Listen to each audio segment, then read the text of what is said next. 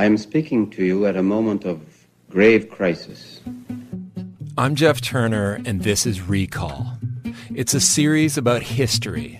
Not the ancient past, but history that's still hot to the touch. In this first season, I explore a revolutionary political movement that brought a modern democracy to the brink. You can find Recall, How to Start a Revolution on the CBC Listen app or wherever you get your podcasts. This is a CBC podcast. It's time for Ask Me Anything, the travel and COVID edition. Ask Me Anything! Canadians, as of Monday, will be able to start traveling again if they're fully vaccinated and not have to quarantine when they come home. Get fully vaccinated. That's the best protection before you travel. That's why we have this period of uncertainty when we start picking up new variants. Ultimately, it depends on what happens in the population. Well, if you heard the Prime Minister announce some loosening of the pandemic travel rules last Monday, you might already have your bags packed. Canadians and permanent residents who are fully vaccinated are now able to skip the 14-day quarantine. And by the way, just over 40% of Canadians have had both doses as of today. But there are still a lot of questions around what's safe and what's not when it comes to travel. The Delta and Lambda variants are spreading internationally and reported in Canada as well. Dr. Lenora Saxinger is a doctor and infectious disease specialist at the University of Alberta. And you can ask her anything about travel and COVID-19. Call us 1-888-416-8333. That's 1-888-416-8333. And Dr. Saxinger, thank you for joining us. My pleasure. As I just mentioned, Canadians and permanent residents who are fully vaccinated will no longer have to quarantine for 14 days when they return to Canada. How safe is that in your view?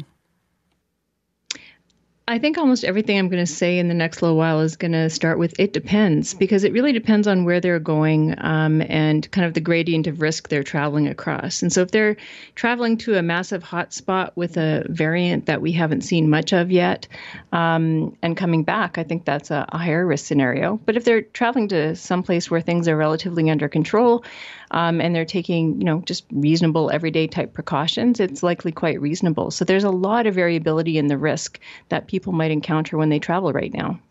So the where is an important question then. Absolutely. And I guess the other one that I would kind of throw out there up front is who, because we know some people might not have as protective a response to the vaccines. And so people with medical conditions on immunosuppressing medications would probably want to think twice. But for most people, 2-dose protection is very good. And the other thing is who you're going to be in contact with. So if you're in contact with anyone who's higher risk of severe disease, you also might want to take extra precautions in your planning. Okay. And so you may have answered part of this question already, but just to note, the Government of Canada website still clearly states that Canadians should still avoid non-essential travel outside the country. So when people are making those decisions, weighing whether they should take that trip, non-essential travel still is advised against outside the country. How should they be weighing those decisions then? It's interesting because I actually think that there is some types of travel which, strictly speaking, would look non-essential, but is nonetheless very important for people. For people who've been away from their families and have missed important family events, I would say that to me seems like a reasonable priority if it's otherwise, something where you can do things to mitigate risk. So you have your vaccines, the people you're visiting have their vaccines. It's not a super hot spot of some kind. I think that strikes me as being quite reasonable because people have been through a lot and there's been a lot of people who've been isolated from family. For like just pure tourist kind of destination stuff, I would actually consider that something where people might say, is there anything that I can do within Canada that would serve a similar purpose? During this time that, we're trying to get the world caught up on vaccines, and we are looking at a situation where we're expecting many places over the next, coming months, hopefully, but, within the next year will be a lot safer as well. So timing might be something to consider as well. Okay, and we do know as well of two new variants, the Delta and now the Lambda variant. They have been found in Canada. How much consideration should we be giving to that then? What do we know about how effective vaccines are against the Delta and Lambda variants? Well, Delta has already proven itself to be truly a variant of concern, and it obviously can easily displace the dominant variants quite quickly. And we've seen it cause surges in many places in the world already. We're seeing it replace our prior strains here in Canada as well. And everyone's watching to see if that's going to result in a significant surge with bad outcomes. The vaccine story is mostly optimistic for Delta, and there's some good data, and UK actually updates the data pretty much every week or two on vaccine effectiveness in their setting. And because they've done a similar rollout to us, they usually have dose 1 and dose 2 effectiveness. And so Delta specific effectiveness against hospitalization after dose 1 is 80%, and after dose 2 is 96%, which is pretty good. So for severe disease, it's still very protective, but it's actually less protective against just getting any kind of infection. So we're looking at a scenario where it's kind of converting COVID to a cold, and people who are infected with it would still potentially have some symptoms that, may at least be mild to moderate. And they also would be capable of spreading the infection to others. And so that's a concern for people who are dose 1 vaccinated. And the range there is kind of 35% protective after 1 dose against symptomatic infection, and about 79%. Reduction of likelihood of infection in people who've had 2 doses. So The 2 doses, the second dose makes a really big difference for Delta. There's really no data on Lambda yet. Lambda is kind of an evolving story. It's not yet clear if it's going to be a big deal or not. Okay, that is one to watch. It's interesting, you give those numbers, and it's a lot of percentages, but those are the things people pay really close attention to, because they're thinking about what their summer ahead is going to look like, how their behaviors are going to be influenced by whether they've had that 1 dose, the 2 doses. I'm here with Dr. Lenora Saxinger, infectious disease specialist in Alberta. And we're going to go to your phone calls as well. We are talking about COVID-19 and travel. It's Ask Me Anything. You can give us a call, 1-888-416-8333, 1-888-416-8333. Your questions to Dr. Lenora Saxinger. First up, we have Kimberly Tomlinson joining us from Creston, British Columbia. Good afternoon, Kimberly. Hey, good afternoon. Good afternoon. My question is, it's an evolving question, and you answered some of it already, is that I've already gotten my first Pfizer shot. Should I be waiting to get my second shot until there is a developed vaccine for the Delta and this other new one coming up? Or should I just go ahead and get this other shot and then down the road get 2 more shots and then get 2 more shots and get 2 more shots?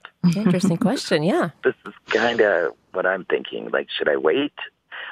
Are they going to develop a shot for these variants? Right. So that's actually, it's a timely question because there's a lot of discussion right now about boosters. Basically, all of the major successful COVID vaccine manufacturers have turned attention to developing some variant-specific vaccines. Now, they vary a little bit in their details, but they're actually at least 2 or 3 in clinical trials now.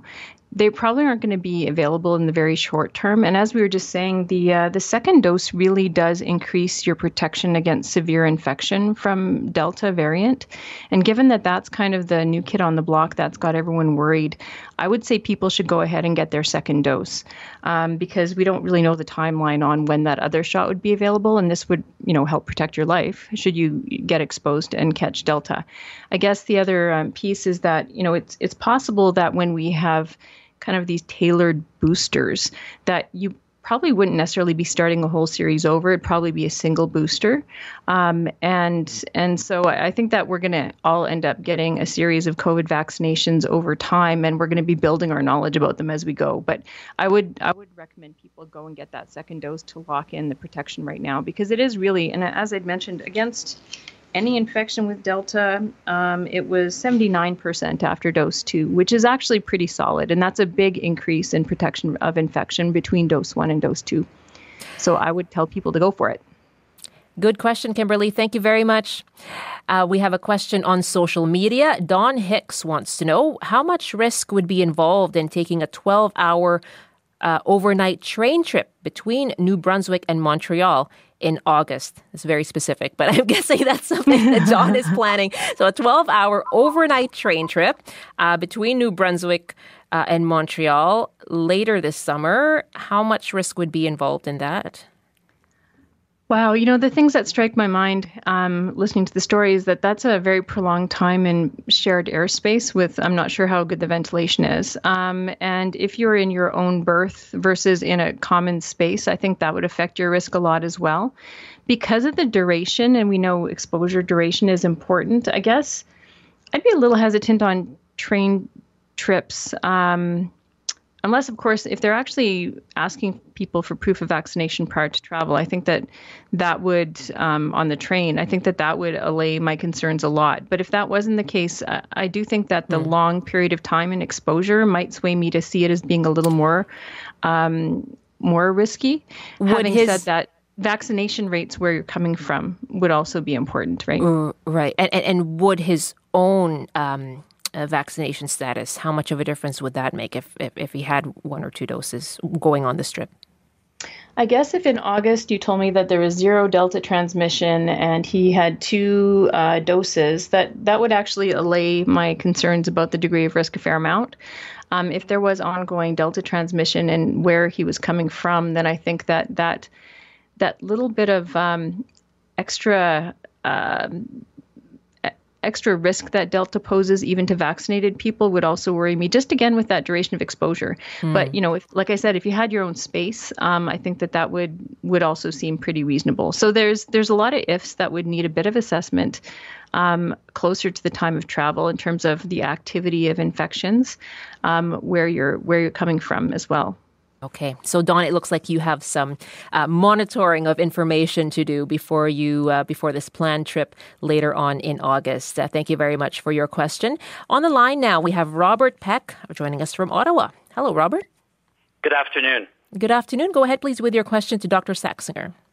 Dr. Saxinger, I had my first vaccination, COVID Shield, in March and an AstraZeneca vaccine a number of weeks later. And my question really revolves around this conundrum.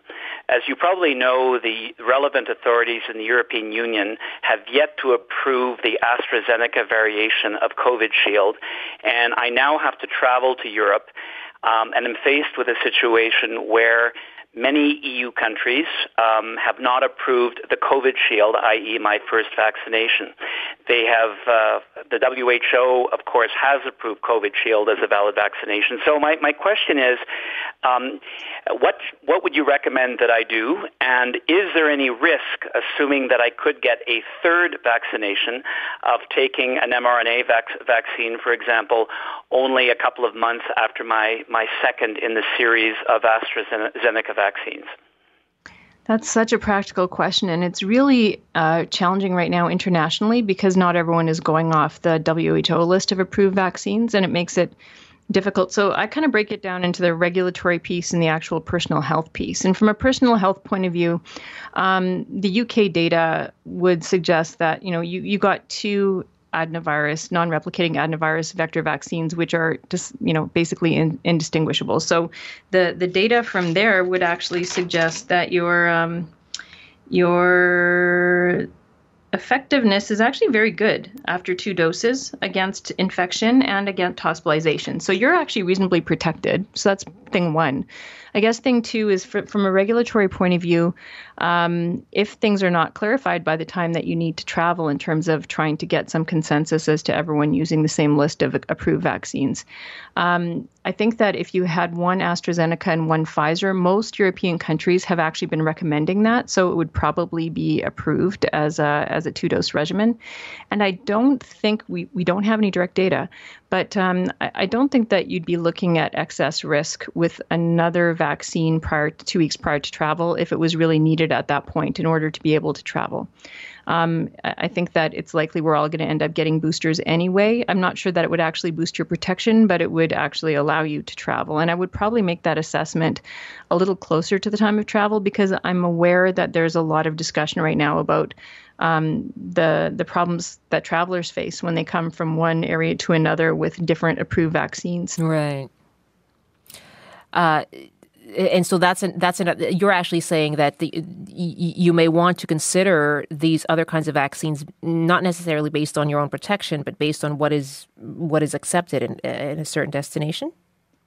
I'm saying that, yeah. So I consider them separate. There's the regulatory piece, which is just jumping through hoops and getting things stamped. And then there's your protection. And I don't think a third vaccine would necessarily, based on the data we have so far, make the protection that, the individual has much, much better. It might help a little bit, but you've already got good protection. But you might have to, in order to be able to travel, get a second recognized vaccine.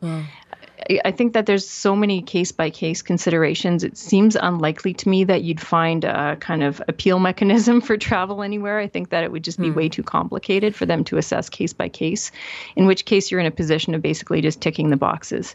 But, things might actually clarify somewhat over the next while, because I think it's an active concern in a lot of countries. Robert, thank you very much for that. And you're right, it is case, we're hearing, obviously, with these questions, case-by-case kinds of scenarios.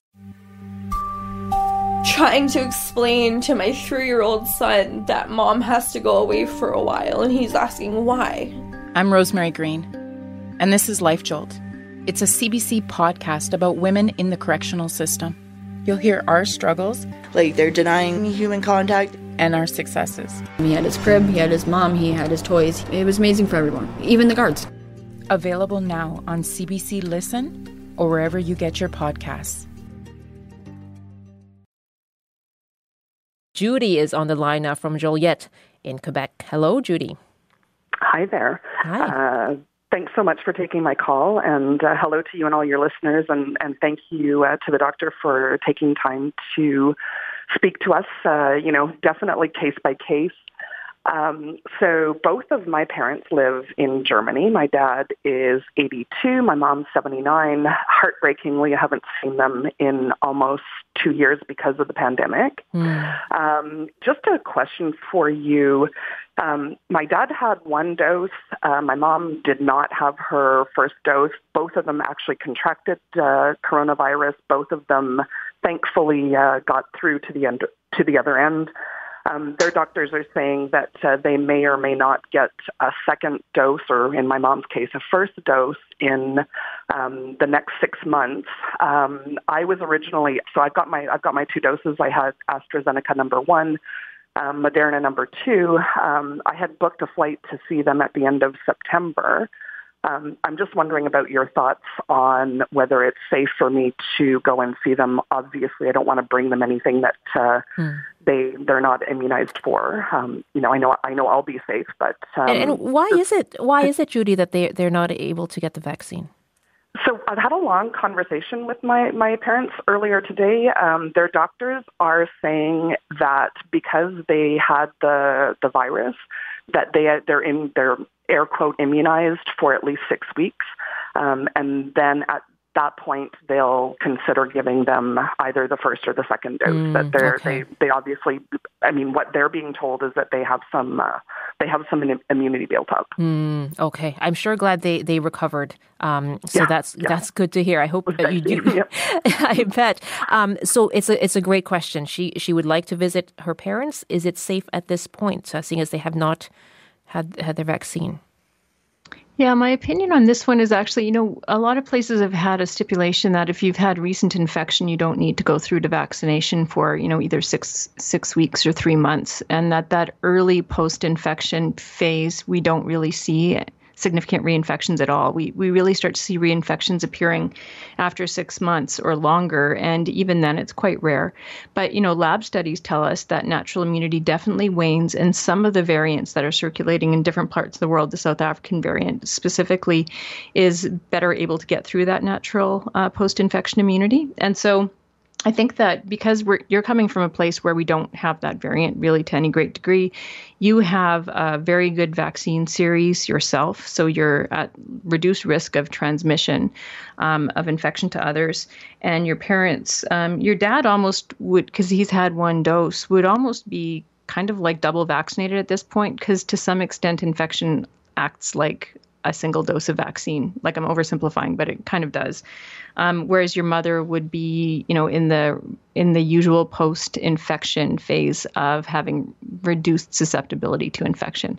So I actually think it would be reasonable as it could be at this point. And you're always trading off different risks, and a risk of waiting later and waiting longer is also a risk that you might have some other health conditions arriving along the way. And so to me, that sounds fairly reasonable. I'm not sure if you'd get exactly the same advice from, a whole host of different ID docs, but to me, that sounds quite reasonable. It really does. Okay, Judy, thank you very much. I hope at some point that you do get to see your parents. That's a long time to not see them. 2 years. We have a question on social media. Holly Lynn asks, how can we protect our kids while traveling by plane within Canada? They aren't old enough to be vaccinated. Should they wear N95 masks? I'm sure a lot of parents want to know this. Thank you, Holly Lynn. Dr. Saxinger? So the actual plane trip itself, most modern aircraft actually have very good ventilation. And so I don't think that an N95 mask would likely add a lot to a regular, like a well-constructed medical mask or a high-quality multi-layer cloth mask for kids during the flight phase. Because I'm hoping most people are traveling are also immunized. That will also protect them reasonably.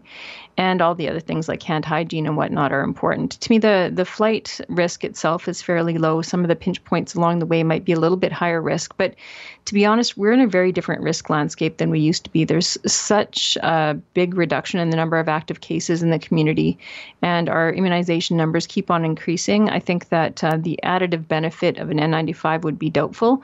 They can be hard to tolerate, and also they work best when they've been fit tested, which is not something that's routinely offered outside of a healthcare setting. So with all those kind of caveats around it, I think that just a good mask would do a good job. Holly Lynn, thank you very much. Nellie Zakari joins us now from Toronto. Hi, Nellie. Go ahead, please, with your question. Hi, thanks for taking my question. I have two senior parents who are traveling to Egypt for official reasons sometime in end of August. They're both double vaccinated with Pfizer. They received that vaccine in May, end of May, their second shot. And I had a couple of questions. The first one is similar to the one that was just asked. Is there anything specific they could do on the aircraft for that long duration to minimize their risk there? And also, leaving the country, I think there's specific tests that they'll have to take. Do you know if the regular COVID test is enough, or do they need like a special paid one? Okay, so the regular COVID test, or is there a separate test that you have to pay for? Is your question? You can do the test at the pharmacy, or just get the regular test, or is there like a specific special one for travel? So maybe perhaps the rapid test versus the PCR test might be. Correct. Is it, okay? All right. Yes. Thank you, Nellie. Dr. Saxinger. I'm afraid I didn't quite catch the entire question. I think that just as a general comment, they do have rules about what testing they will actually accept at the airport. I think a lot of places you have to pre-book the test, and they have suggestions on the website for where to get it. There are some really poor quality tests that are commercially available, and so I would just want to make sure that you actually look at the official kind of and I think this is air travel related, airline regulations around what kind of testing is required to make sure that you don't get the wrong kind of test. Because there definitely are some poor tests that are available for people to pay for, and they're probably not worth it. I'm sorry that I missed the earlier part of the question, if it could be paraphrased. Yes. If there's anything I missed. Are you still there? Go ahead. Yeah, I was just wondering if there's anything they can do on the plane to minimize the risk, but I think you had answered that before. With regard to the children on planes, but is there anything you wanted to add, Dr. Saxinger? No, I think that, as unvaccinated persons, just the attention to hand hygiene, attention to wearing a good quality mask, that N95 mask would not likely be adding a lot. And the fact that, the overall risk profile, I think, is currently not severe across Canada. And so that's also reassuring. Okay, thank you very much for that. And as we wrap up here in the last couple of minutes, Dr. Saxinger, the U.S.-Canada border still closed to non-essential travel, including tourism. That will be the case at least until July 21st. We have heard, though, from voices calling to open that border, sooner rather than later. What do you think is the risk associated specifically with that border? Well, I mean, it's a very high volume border in general, and I think that there probably are a number of people who've been waiting for the border to open for travel. And so you can imagine that it could become fairly high volume. If we were in a situation, I think, where we had some variants of concern that we have not seen a lot of in Canada that would be imported from different destinations in the U.S., I think that would be a concern, because you would have actually multiple introductions of a new strain can make them harder to control, and so I guess that's the risk people would be concerned about. Having said that, I think that we're doing quite a bit better at tracking what's going on with variants globally and across, the U.S. as well. And so I think that risk can be slightly reduced by attention to that and being willing to change rules if we're seeing a problem, obviously. So I myself tend to be a little more precautionary, but I think there's a range of reasonable responses in this particular situation. To me, the bigger thing is, are they going to be willing to alter things if there looks like there's a compelling reason to do so? And that, to me, would be almost entirely related to variants of concern. So with regard to variants, what else can Canadians do then to ensure that they are safe against these new detected variants? Well, I mean, when people are traveling, they can continue to take reasonable precautions, and, being choosy about what kind of groups that you are exposed in, like smaller groups or larger groups, outdoors or indoors, and all those things that we've been doing for the last while, like maintaining protective behaviors. Being vaccinated will reduce your risk an awful lot. Still paying attention to symptoms, because it seems like some of the variants cause slightly atypical symptoms that you wouldn't necessarily associate with COVID as much. So they might be less likely to cause the classic syndrome, including the loss of sense of smell and taste and all that stuff. And it seems like they might be more likely to cause sneezing, for example. So keeping an open mind and getting tested with new symptoms would help protect others. And so those things are kind of basic, but it's worth reminding, I think. Always good to have the reminders. Dr. Saxinger, thank you so much for taking all these questions this afternoon. My pleasure. Thank you. Dr. Lenora Saxinger is a doctor and an infectious disease specialist at the University of Alberta. We reached her in Edmonton. For more CBC podcasts, go to cbc.ca/podcasts.